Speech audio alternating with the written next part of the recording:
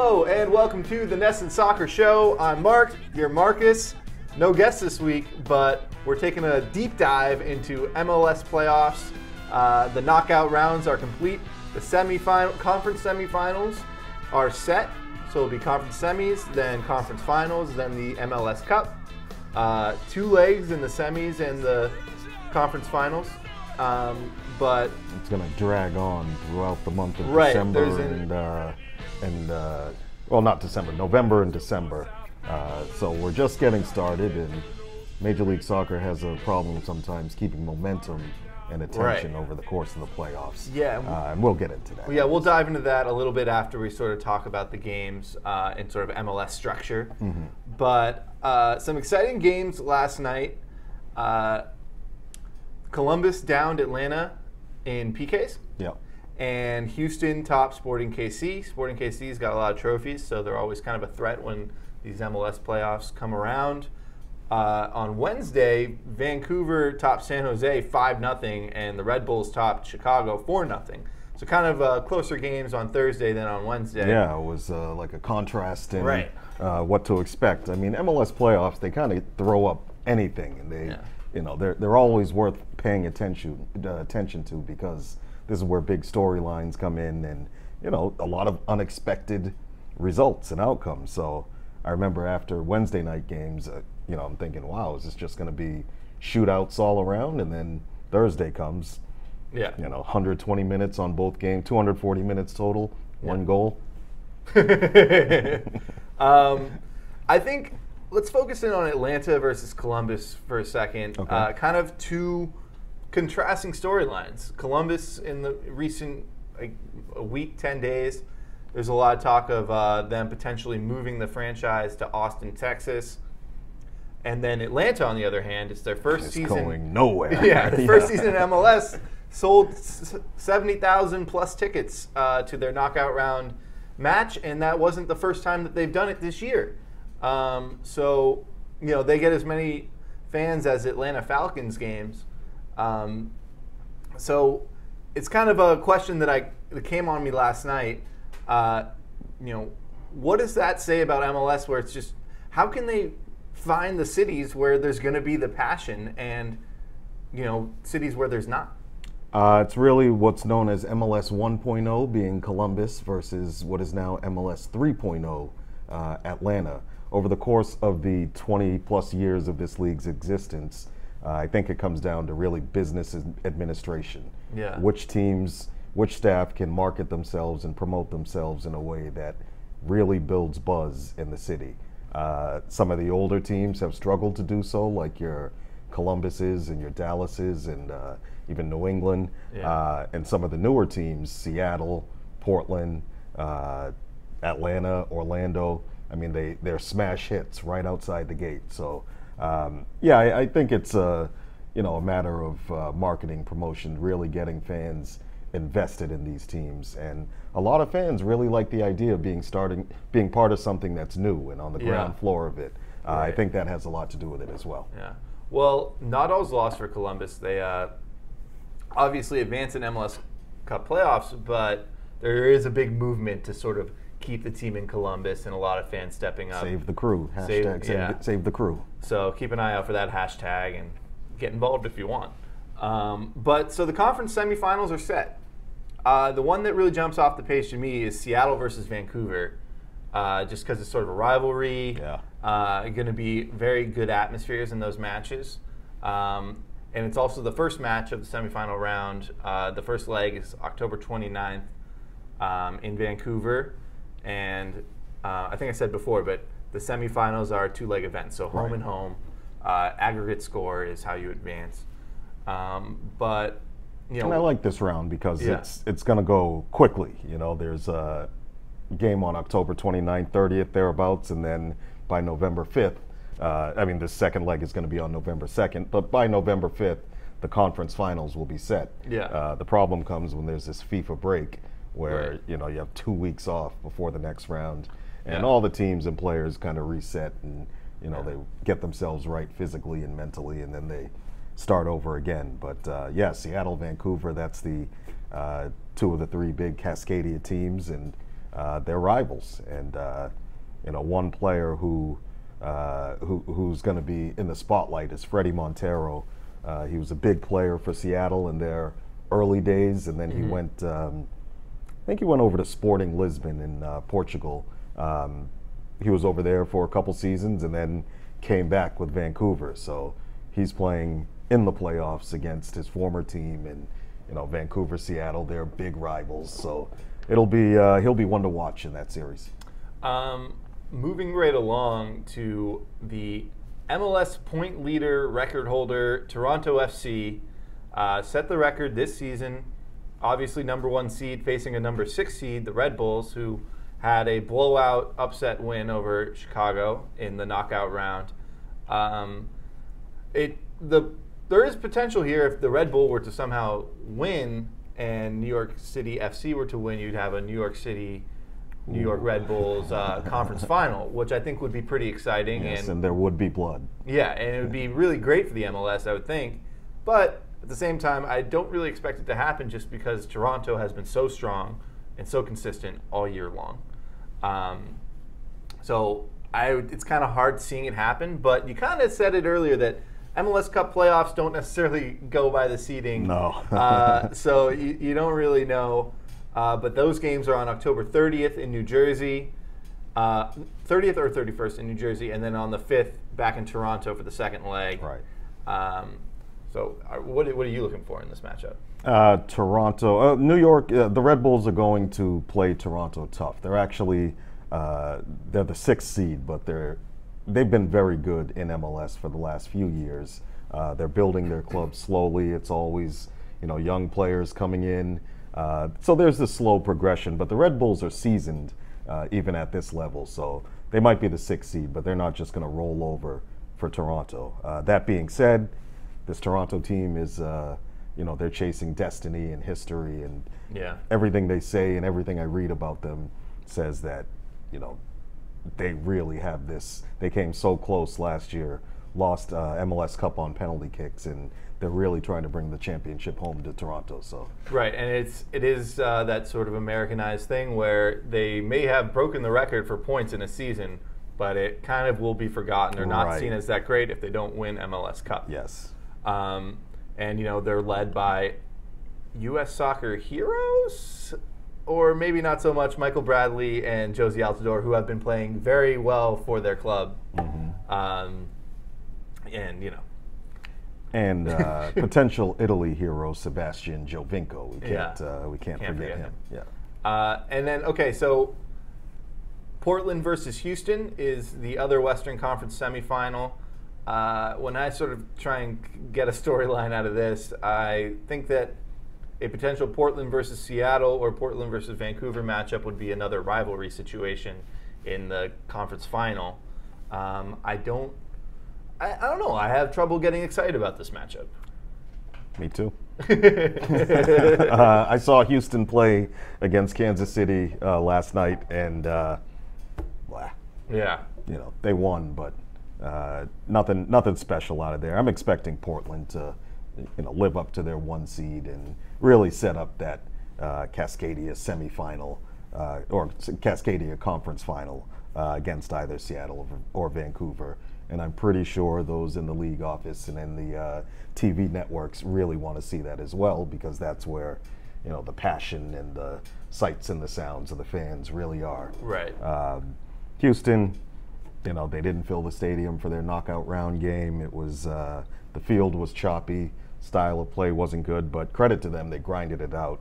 I just, I don't see Portland flopping on this one. They have a little bit too much quality, a little bit too much experience at this level. Yeah. All right, so that's leads us to our final matchup for the conference semifinals. I keep wanting to say quarterfinals, just the MLS quarterfinals. Yeah, it's the league quarterfinals. Quarterfinals.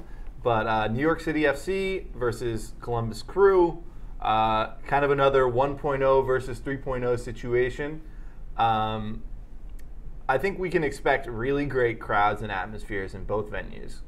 Kind of, especially in Columbus, I want to say, just because I feel like with the franchise moving rumors and getting the chance to be hosting a playoff game, kind of a big push for the hashtag Save the Crew movement. I cannot wait to see what this crowd is like in Columbus. This is the first game after they announced their intention or their threat to move in 2019.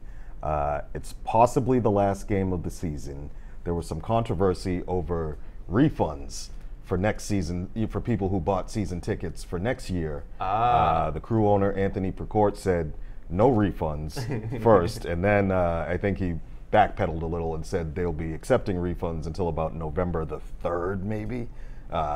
So yeah, it's a very tight window here. Yeah, I don't expect the fans to be against the players, but I do expect the fans to be very vocal and a lot of signs, a lot of maybe some like great a giant tifos. banner that emerges in the crowd, something like that. It'll be it's probably the top storyline to watch in these conference semifinals is what is that crowd going to look like and sound like in Columbus. I cannot wait. That's Halloween. It might be a horror show for Crew owner Anthony Precourt. And so that match is October 31st. That's a Monday, right? Or it's Tuesday? I don't know. Yeah, I think it's Tuesday. The match in New York, nothing to sniff at either. Yep. Yankee Stadium. Which is quiet this time of year. Yeah. But, they'll pack it for a playoff game.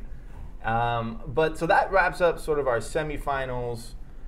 We didn't necessarily pick, but we didn't necessarily want to make predictions. I mean, we said who we might think is going to win, but we didn't make cold hard predictions. Yeah, not predictions through the playoffs because, as we said, it's just such a long, drawn-out thing, and there'll be injuries and then a long break where everybody can kind of recover, and maybe they'll in the next round come back 100%. So, this round will be interesting. I'm looking forward to the quality being a little bit higher. I was disappointed with really most of the games in terms of quality of play, style of play in the knockout rounds, but these are the teams really fighting just to get into the playoffs proper. So you're not watching the best Major League Soccer has to offer.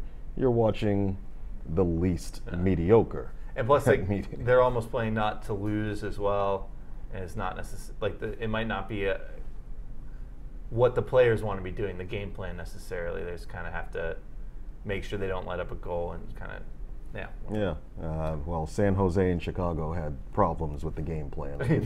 I could tell that by the scores. But, it's the games weren't great, but I expect them to be better. Yeah.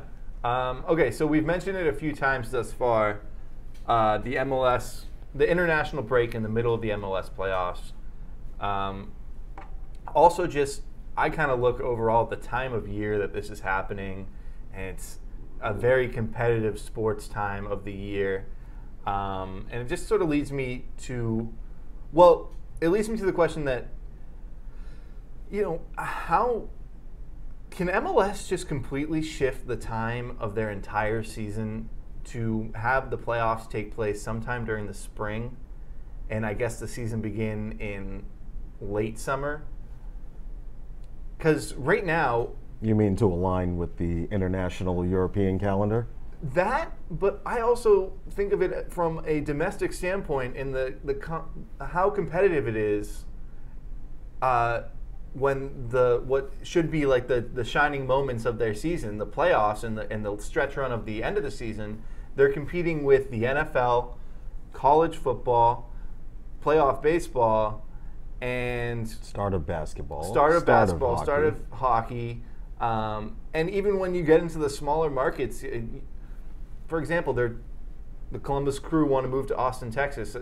They're still competing with University of Texas football, and then they care about their basketball team too. It's just they're competing with the toughest time of year, I feel like. And yes, I think it would also be very helpful to not have an international break during the middle of your playoffs, and to also align with other leagues around the world so that it just makes things easier, with players flying all over for going to international matches. They can. I mean, it would take a fundamental change in the business model. Major League Soccer makes the bulk of its revenue from ticket sales and attendance. The thinking is, or maybe it was when the league started, that people will come out to the stadium in the summer months, in the spring, in the early fall, when it's warm. Having a large stretch of the season and also this was at a time when Major League Soccer teams, a lot of them were playing in football stadiums, NFL football stadiums, before the wave of soccer-specific stadiums came. So there were problems with controlling venues and things like that. Those have eased in the intervening year, in the last 20 years or so. I still don't think there's much traction for that idea at league headquarters. But yeah, I wouldn't mind seeing me. And if Eric Ronaldo is elected U.S. Soccer president, he said that's one of the things he would like to do. And also, you know, player transactions are really affected by the MLS calendar. It just kind of throws everything off. Right. European teams aren't letting their best players go in January at the beginning of the season. When big stars come, oftentimes it's in July at the season's halfway through, and they don't really get started with their new teams until the next season. So yeah, it's clunky. Yeah, I agree. I think that also U.S. Soccer always has their January camp. That always ends with some weird friendly match versus some odd country's B team, and not that it's a waste. I'm sure they get a lot done and everything, but I think you can have, if you move the MLS season, the reason they do that is because of the MLS. There's no MLS season going on at that point. I think if you move the MLS season, you can sort of have that camp at a more productive time and maybe face some stiffer competition internationally. I think it can help on all levels, and I get the attendance thing. I mean, the camp didn't really help. Yeah, it didn't. Yeah, I guess like it wasn't really helpful in the first place. What good is it doing? Yeah, it's just it's a get together for the MLS has the longest off season of any major league in the world, probably, or one of them. Instead of most of the leagues in Europe they'll take June and half of July off, or June and July, and then the games will start up in early August. MLS, if you're not a playoff team, you're done by November 1st, and you're not playing a competitive game again until March. So that's November, December, January, February. That's 4 months off, where the rest of the world is taking 2 months off. That's 4 months of practice. That's 4 months of improving every day. And that's why the players, maybe they're not as good as we would like them to be. It's a style of play, quality of play issue. And I think also during these matches, like in July, even in New England and forget, like the more southern venues, it's so hot. And the players get so tired so easily, it dilutes the product. It makes the games less enjoyable. And I also think that you could have a season going on during the winter and take a significant break in the season. A lot of leagues do that. And, sort of maybe your last matches are, say, December 23rd, and then Christmas start, and then you have like Christmas off and New Year's off, and maybe 2 or 3 weeks into January, and then you can sort of start up again. And you could even, if you really wanted to get down to it, like make sure the northern teams are playing in southern venues for maybe 2 weeks in a row to start like late January, early February, and then sort of evens out. It could be like an annual tradition. I don't know. But I just think the ceiling is so much higher if you do move the season than if you keep MLS the way it is, especially with this break in the playoffs, because these semifinal matches happen, and a fan that isn't like a diehard fan could develop some interest, and then it's gone for 2 weeks, and he or she forgets that it's even taken place. And you just lose that. It's very frustrating. It's a shame. It's a real shame. I don't know. Any more on this? No, it's really down to. I think now MLS fans will come out any time of year. Personally, that's just my belief. I think if it's mid-December in New England and the Revolution are playing at home, Revolution fans will come out to the stadium. Yeah. And it'll be cold, and they'll drink hot cocoa or whatever. Spiced hot chocolate. Yeah, whatever people drink when they're outside. Yeah. But they'll go out and enjoy themselves, and the tailgating will still go on. And football fans come out 70,000 strong in the worst conditions. And the thing about it is soccer games are significantly shorter than football games. Yeah. But yeah, I mean, I think that is a move that should happen, and I think realistically, if the right guy steps in as president, could be something that is really pushed for by U.S. soccer. And I know there's a lot of jockeying that has to go on there anyway, but maybe it could be something that we could actually be talking about happening. Well, ultimately, Major League Soccer's owners have to make that decision, and they're rich. The U.S. soccer president is an unpaid position. Yeah. Power and influence usually work the other way. Yeah. Don't hold your breath, Mark. Yeah, I know. But so one thought I had, this is kind of like an MLS thing as well. While I was watching Atlanta versus Columbus last night, the thought dawned on me, and I guess I'd sort of thought about it, but I started to think about it, is how does the U.S. not making the World Cup affect interest in the MLS right now and this playoffs? And it sort of is something that I'm interested to look at, I guess, after the MLS Cup final, is the ratings comparison from 2017 to 2016. I think anything that puts soccer in the mainstream headlines is positive for MLS. Okay. And the U.S. not qualifying for the World Cup has put soccer in the headlines. So you think it'll help specifically this year? Sure. Yeah. Because, that makes sense. I can see that. Your casual sports fan would be watching it and say, we didn't even qualify, and as opposed to the game's just on and they're ignoring it. Right. You know what I mean? It's no such thing as bad press. Right. Yeah. I'm just very interested to see what those ratings look like. Early December. Yeah. But speaking of bad press, FIFA. Well, yeah. So FIFA Awards took place. Did you like that transition? I did. Thank You're better at transitions than me. FIFA Awards took place. Ronaldo wins the Player of the Year over Messi. That's happened before. Yep. It's happened the other way before as well. Yeah, I don't know if they're tied now. Ronaldo won it in 2016, deservedly. I think Messi took it in 2015 after that treble-winning season. This has just been going on for 10 years. Ronaldo or Messi. Messi's making a pretty good case this year, I would say. So is Ronaldo, but yeah. Well, yeah, we got a question here. Who deserves it in 2017? It's got to be Ronaldo. Yeah. They're both still scoring goals at a rate every other player can only dream of, and their teams are competing for the biggest prizes.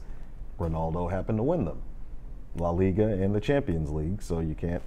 There was no major international tournament for Argentina to lose in the final, so yeah, it's got to be Ronaldo. So what frame of time does this award cover? This year, FIFA moved it to cover the European domestic season. So it's the July 2016 to about July 2017. Okay. And they just, so normally in earlier years, this award was given out around Christmas time or early January, where it would be the calendar year. FIFA has changed it so that it covers the season rather than the calendar year. Yeah, and sense. I think that makes sense. Yeah. Before we sort of move on from this, I know it's a little lower down, but what is the difference between the FIFA Best Player of the Year award and the Ballon d'Or winner? The Ballon d'Or, until 2016, these two awards were separate for a long time. Yeah. And then they were merged for 6, 7, 8 years under the same. It was the FIFA Ballon d'Or. Yeah. Now they're separate again. The Ballon d'Or is given out by French Football Magazine, and the prize is voted on by leading journalists from around Europe. Yeah. So it's a very European-focused award, which is why you won't see a player who plays in South America or something like that winning the Ballon d'Or. I don't think it's ever happened. It's been kind of equated to the European Player of the Year. Yeah. The FIFA Awards, which now they're calling it the best, before it was the FIFA World Player of the Year, is voted on by national team captains, national team coaches, and select journalists from every country. Yeah. So it's more representative of worldwide opinion, even though they all seem to come to the same conclusion, Ronaldo or Messi. But it's two different perspectives on voting on who's the best. One is kind of the critics' choice, and the other is maybe the people's choice. Fans have a vote in the FIFA Best Awards as well. Maybe not for best player, but they vote for the best goal and things like that. So it's really two different perspectives on whether Ronaldo or Messi had the better season. I think that's pretty cool, though, that you do get two different perspectives on the award and sort of like two separate MVP awards. Sure. Because there's always that controversy, although, like you just said, at least recently, there hasn't been much argument between one or two guys. Yeah, one day. one day it'll be kind of a cooler thing to have going on. So Ronaldo's son prefers Messi. Yeah. Apparently. We know Messi is Ronaldo's son, is Cristiano Jr.'s favorite player, so I hear. Cristiano Sr. always seems to get a kick out of it and smirk it off, but I know that has to burn him up inside. I really do. Messi's, it's like he's from another planet. And, even Cristiano Jr. loves watching him. All right, so in the Women's Award, Carly Lloyd did not win. A little bit of controversy. Yeah. What do you know about that? Well, her not winning is, I don't think that's controversial in itself. The United States didn't have a major tournament to contend for in 2016-17, so it was a little bit more, it wasn't all put in down to the Women's World Cup or the Olympics or something like that. There was controversy in that, not because Lecky Martins beat Carly Lloyd, but there was an amateur player, and geez, her name escaped me again. Give me one moment. She's from Venezuela. Dana Castellanos of Venezuela was nominated for the FIFA Women's Best Player of the Year award. She's never played in a major tournament. She plays for Florida State, so she's an amateur player, and somehow she makes it on this list. Well, Megan Rapinoe, who plays for the United States with Carly Lloyd, came out and said, how can you have a player on this list that I've never heard of? And she's right. I mean, absolutely. So, FIFA has come, rightfully so, under a lot of criticism of being old and male and stale for basically not paying attention to women's soccer. How does she end up on the list? Like, even like these FIFA people, how do they know about her? I can't sit here and explain anything that FIFA does or why they do it. I guess Australia's Samantha Kerr had a very good season in Europe, and a lot of people think she should have been on this list. What Castellanos was doing on it, I don't know, but it's just another own goal for FIFA. Well, the FIFA Awards make headlines for many reasons. Yeah. And Dani Alves took advantage of the event wearing a mariachi outfit. Yeah. Went a little viral. We'll get a picture of it. We'll have it up. Oh, great. But this was pretty funny. Good looking outfit. Yeah. It's that's something. It's always sort of a subplot to these FIFA award ceremonies is who's wearing what. A few years ago, Messi came up and accepted the Ballon d'Or with a purple and white, it might have been velour, polka dotted suit. And it was just the strangest thing.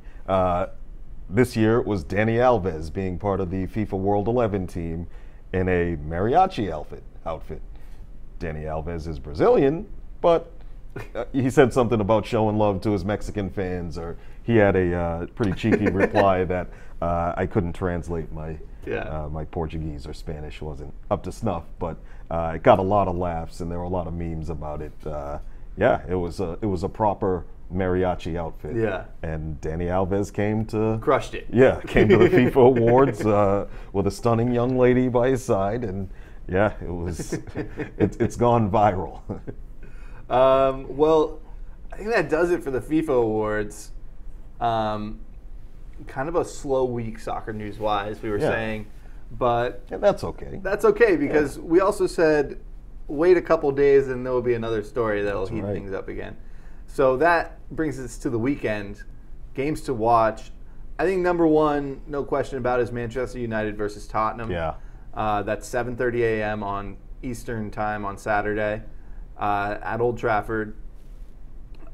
Man United has a lot of points, but I think they lost to Huddersfield for the first time since 1952, I want to say. Yeah, I think it was the first time in 50-something years. Yeah. So I think it's just kind of indicative of they're probably not as good as the points say, but they're still up there. Yeah, Man United hasn't had a lot of hard games this season. Yeah. They went to Liverpool and basically closed up shop and came under a lot of criticism for that. I don't think, they're hosting Tottenham. I don't know. It could go either way. Tottenham's Harry Kane, their all-world striker, is battling an injury. He's questionable for this game. If Harry Kane doesn't play this game, I don't see how Tottenham goes to Old Trafford and gets a win. I think that you said it. If Harry Kane doesn't play, it's a different story. But I think if he does play, and I don't think he'd be playing if he wasn't ready to be at his top performance.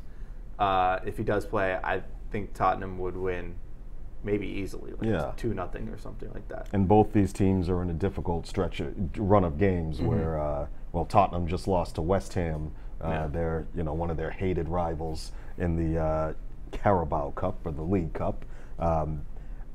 Without Harry Kane, Tottenham is a much worse team. Yeah. Take the best player out of any team, and they're going to be worse over time. Yeah. Can they spring a surprise on Man United? Maybe, but I don't expect Man United to lose 2 Premier League games in a row. That would be a signal of something seriously wrong at Old Trafford. Well, it's easy to say that, but when you play Huddersfield and then you have to go play Tottenham, suddenly it becomes a lot harder to make sure you don't lose 2 in a row. Yeah. Also, we've got Bayern Munich versus Red Bull Leipzig. Big matchup, 12:30 p.m. Eastern on Saturday in Munich. Bundesliga. The Bundesliga. These were last season's, I believe, top 2 finishers, and 2 Champions League teams. It's a big game, and they played each other on Tuesday in the German Cup. I think Bayern Munich won on penalties at Red Bull.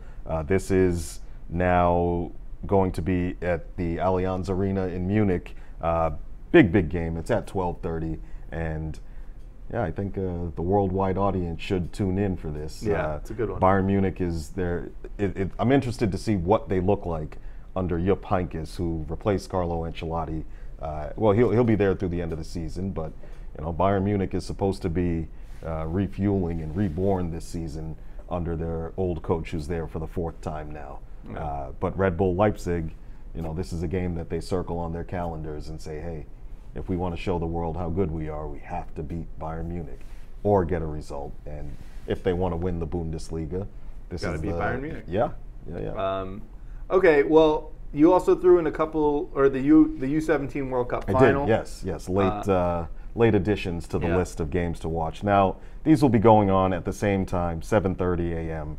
and 10:30 a.m., so I probably won't watch them live, but Brazil, Mali, gotta go with Brazil, right? Yeah. Yeah. England, Spain, though, that's a good matchup. Yes. This is I guess these are the 2 class teams in the tournament, and it's actually a rematch of the European Championship, the under-17 really? Euros, and I think Spain took that. So these teams know each other, and that's going to be 10:30 a.m. Both games are being played in India, and I don't know. England won the under-20 World Cup earlier this year, so they're really excited over there about their young crop of players who were, they're going to be world champions, and then not be able to break into their Premier League teams. So I guess I'm cheering for England because England beat the U.S. in the quarterfinals. Yes. So it'd be cool to be able to say you lost to the eventual champions. champion. Yeah. Okay, well, we said we wanted to be done at a certain time, and we got 1 minute left. Yeah. I don't have a final word other than you said it briefly earlier that Eric Winalda running for U.S. president. He has my vote, or not U.S. president, U.S. soccer president. Right. I'll vote for him for U.S. president. Yeah. I just think he has the right. He has U.S. soccer being successful in mind as opposed to anything else. And I think there's a lot of other things that a lot of people are focused on besides the product on the field. And that's pretty much it. What does the U.S. soccer president do? Who the hell knows? I think it's also, everybody's been saying that, and I think it's also something where if you are in that position, you can kind of